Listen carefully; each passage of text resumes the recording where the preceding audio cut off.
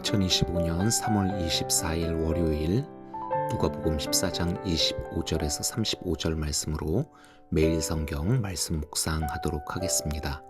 제가 본문을 읽겠습니다. 많은 무리가 예수와 동행하였다. 예수께서 돌아서서 그들에게 말씀하셨다. 누구든지 내게로 오는 사람은 자기 아버지나 어머니나 아내나 자식이나 형제나 자매뿐만 아니라 심지어 자기 목숨까지도 미워하지 않으면 내 제자가 될 수 없다. 누구든지 자기 십자가를 지고 나를 따라오지 않으면 내 제자가 될 수 없다. 너희 가운데서 누가 망대를 세우려고 하면 그것을 완성할 만한 비용이 자기에게 있는지를 먼저 앉아서 셈하여 보아야 하지 않겠느냐. 그렇게 하지 않아서 기초만 놓은 채 완성하지 못하면 보는 사람들이 그를 비웃을 것이며 이 사람이 짓기를 시작만 하고 끝내지는 못하였구나 하고 말할 것이다. 또 어떤 임금이 다른 임금과 싸우러 나가려면 2만 명을 거느리고서 자기에게로 쳐들어오는 그를 자기가 10,000명으로 당해낼 수 있을지를 먼저 앉아서 헤아려 보아야 하지 않겠느냐. 당해낼 수 없겠으면 그가 아직 멀리 있을 동안에 사신을 보내서 화친을 청할 것이다.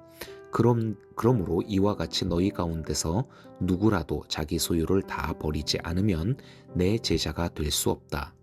소금은 좋은 것이다. 그러나 소금이 짠맛을 잃으면 무엇으로 그것을 짜게 하겠느냐. 그것은 땅에도 거름에도 쓸데가 없어서 밖에 내버린다.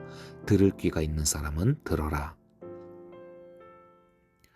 오늘 본문에서 예수님은 십자가 대속을 위해 예루살렘을 향하여 가시는 중입니다. 그런 예수님을 지금 많은 무리가 따르고 있습니다. 자신의 가는 길에 이렇게나 많은 사람이 뒤를 따르는 것에 대해서 예수님은 어떤 마음이셨을까요? 든든함, 자랑스러움, 만족감? 그들에게 하시는 예수님의 오늘의 이 말씀을 보면 모두 아닌 것 같습니다. 오늘 본문에서 가장 많이 반복하신 말씀이 무엇입니까? 뭐뭐 하지 않으면 내 제자가 될 수 없다. 이 말씀을 3번이나 반복하셨습니다. 이것을 보건대 예수님은 자신을 따르는 이 많은 무리의 사람들이 있지만 그들을 당신의 진정한 제자라고는 생각하지 못하시며 안타까워하고 계심을 알 수 있습니다. 그렇다면 예수님이 생각하시는 제자란 어떤 사람인지, 그리고 당신을 따르는 이들이 왜 제자가 되어야 하는지를 이 예수님의 말씀을 보면서 상당히 간절한 어투로 이 뒷부분으로 가게 되면은 예수님이 그렇게 말씀을 하시게 되는데 그 생각과 마음을 헤아리는 것이 오늘 본문을 이제 묵상하는 포인트라고 하겠습니다. 이제 같이 한번 예수님의 말씀을 살펴보겠습니다.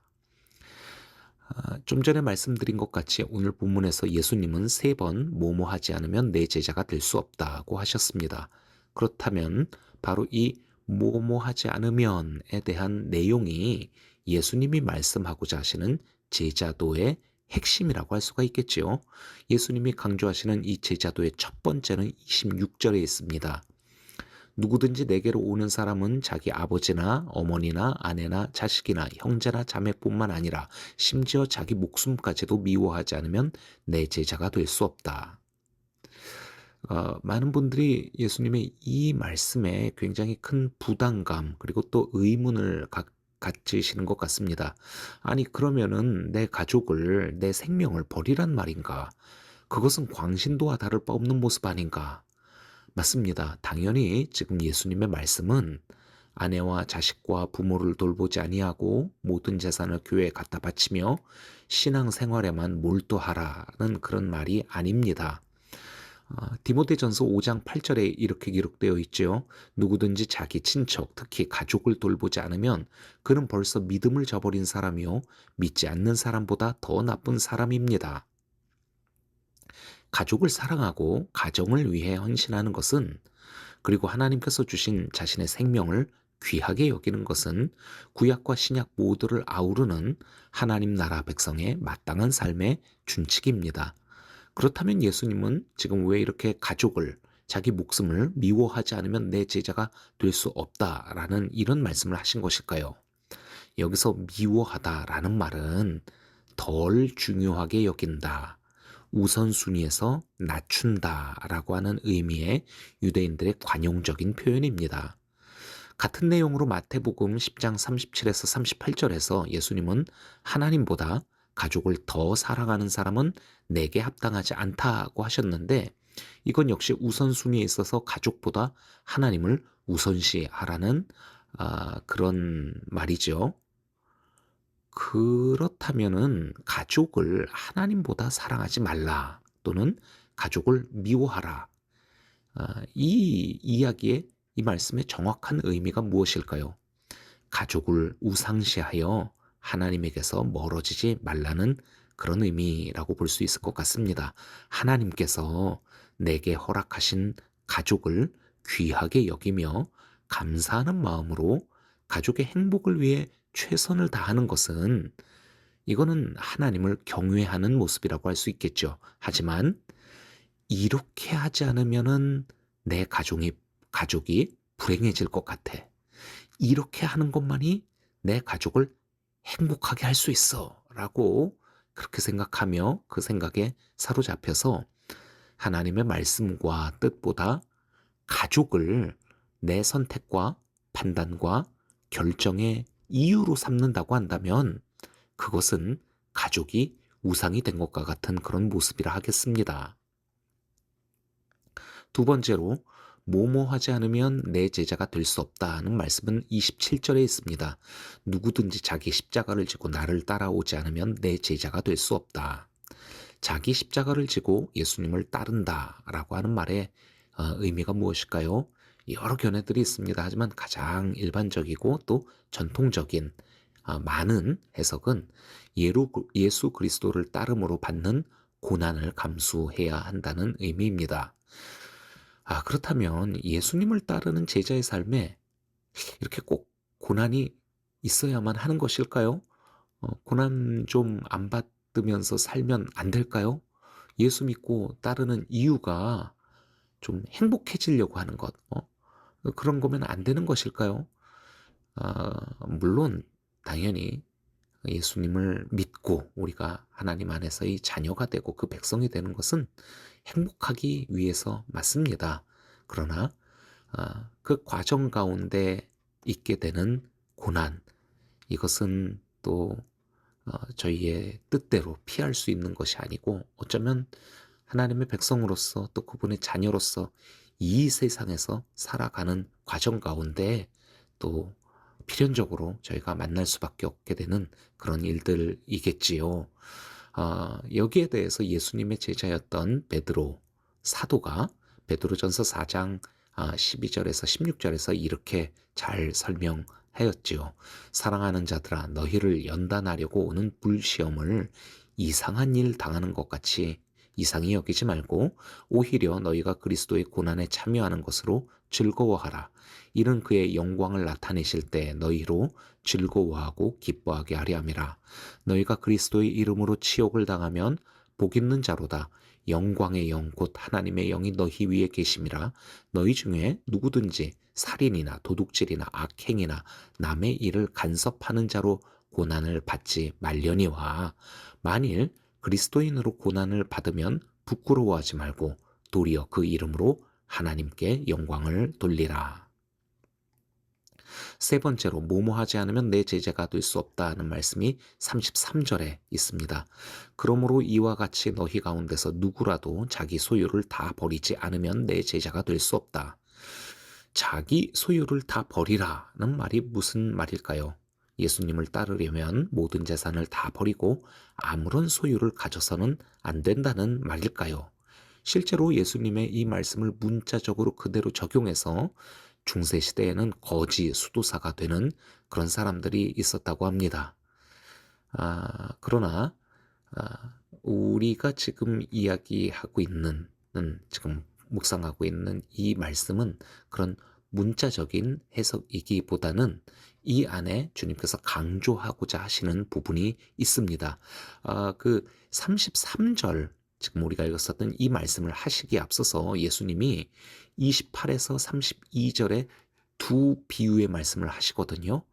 망대를 세우는 사람이 있다면 무턱대고 건축을 하는 게 아니라 먼저 비용을 자세히 셈한 후에 하지 않느냐라고 하는 말씀을, 비유 말씀을 먼저 하셨고, 그리고 또 마찬가지로 다른 나라와 전쟁을 벌이는 왕이 있다면은 그냥 싸우는 게 아니라 먼저 자기 나라와 상대 나라의 전력을 엄밀하게 검토해서 이길 수 있는 결론이 내려질 때 싸우지, 그렇지 않으면은 전쟁에 뛰어들지 않을 것이다, 이런 말씀을 하셨죠. 그러면서 그 두 비유의 결론으로, 그러므로 이와 같이 너희 가운데서 누구라도 자기 소유를 다 버리지 않으면 내 제자가 될 수 없다라고 예수님이 말씀하셨습니다.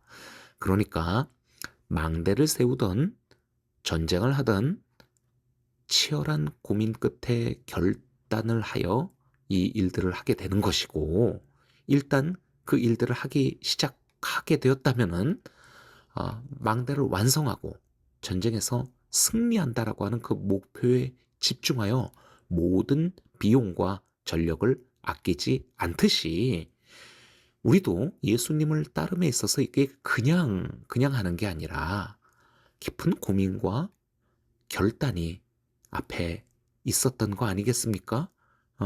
그러면서 우리가 예수님을 따르기로 그렇게 결심하였고, 그리고 지금 따르고 있다고 한다면은, 이제 그 예수님을 따른다라고 하는 그 예수님, 그리고 그 예수님을 따름이라고 하는 거기에 우리의 목표를 두고 이제 그 어떤 것도 아끼지 아니하고 예수님께 집중하는, 올인하는 그런 자세가 필요하다라고 하는 말씀이시지요.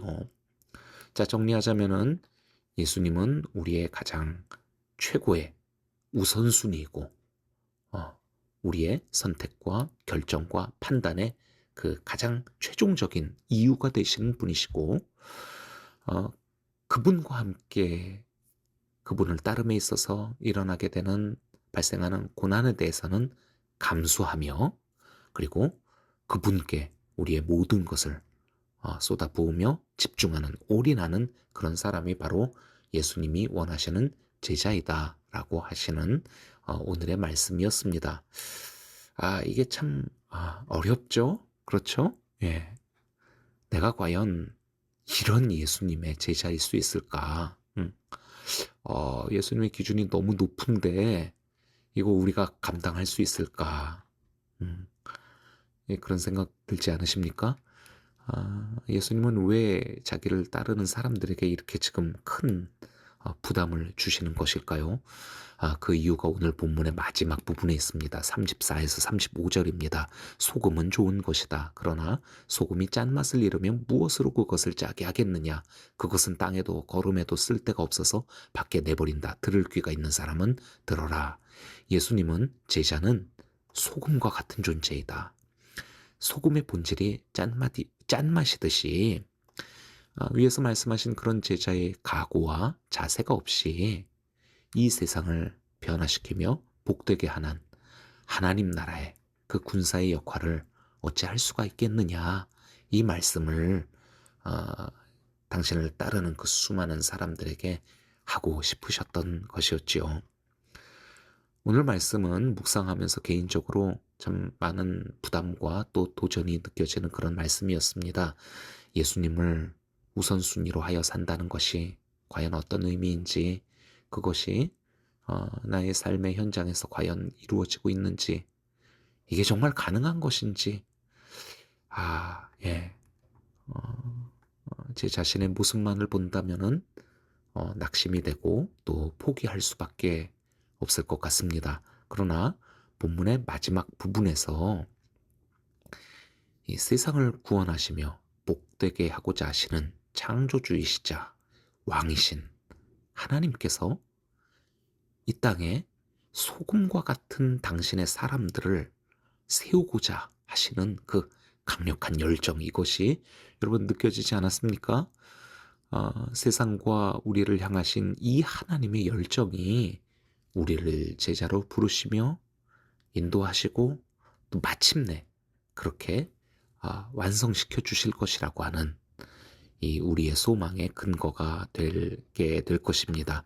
오늘 본문을 묵상하신 우리 모두 이런 하나님의 은혜에 감사드리며 그 열정에 우리의 자아와 또 우리의 소망을 모두 맡겨드리기를 이 시간 함께 기도하기를 원합니다. 기도하겠습니다. 하나님, 우리가 과연 주님의 제자인지, 제자로서 합당하게 살아가고 있는지 돌아보면 참 아쉬움과 또 부끄러움이 느껴집니다. 아직도 주님을 잘 알지 못하고 신뢰하지 못하며 주님보다 제가 아끼는 것들이 참 많습니다. 이런 우리의 모습을 주님께 정직하게 고백드리며 주님의 선하신 마음과 주께서 이루고자 하시는 그 열정에 우리 자신의 모습을 올려드리오니 하나님 말씀을 통해 우리를 깨닫게 하시고 성령님의 인도하심으로 우리를 어루만지시고 또 주님의 사람으로 빚어가 주시옵소서. 소금이 맛을 잃으면 무엇으로 짜게 하겠느냐 단식하시며 오늘날의 교회와 성도들을 안타깝게 바라보실 주님의 얼굴이 마음에 그려집니다. 주님, 부족하지만 우리가 이 세상을 위한 주님의 소금이 되게 하여 주시옵소서. 이렇게 조심스럽게 간구하오니 이 연약한 우리를 통하여 주님의 뜻을 이루어 주시옵소서. 우리를 위하여 그 귀한 피를 흘리신 예수님의 이름으로 기도합니다. 아멘. 이제 여러분들의 또 기도의 제목 가지고 기도하는 시간 갖도록 하겠습니다.